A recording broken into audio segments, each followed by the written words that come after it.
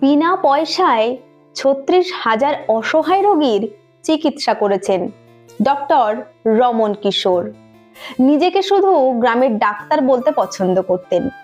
এক কৃষক পিতার সন্তান ডক্টর রমন কিশোর বিহারের দারভাঙ্গা জেলার একটি ছোট্ট গ্রামের বাসিন্দা। এমন একটি গ্রাম যেখানে দূর দূরান্তে কোনো এমবিবিএস ডাক্তার ছিল না।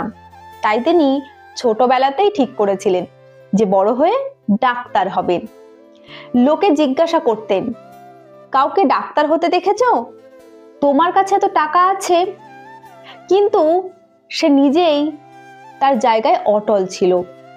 সে একদিন গ্রাম ছেড়ে পাটনা চলে আসে।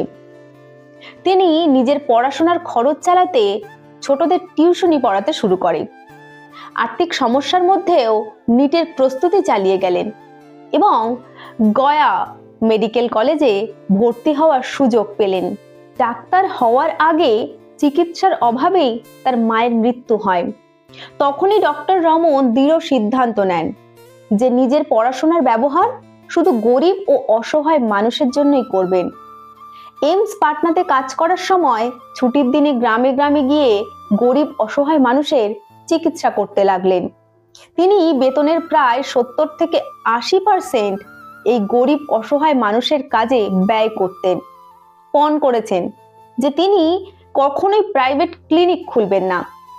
আজ পর্যন্ত ডক্টর রমন 36,000-এরও বেশি গরিব অসহায় মানুষের চিকিৎসা করেছেন। বিনা পারিশ্রমিকে বিহারের প্রত্যন্ত গ্রামগুলো যেখানে কোনো স্বাস্থ্য সেবার ব্যবস্থা নেই, সেখানে গ্রামের ডাক্তার একজন সত্যিকারের দেবদূত।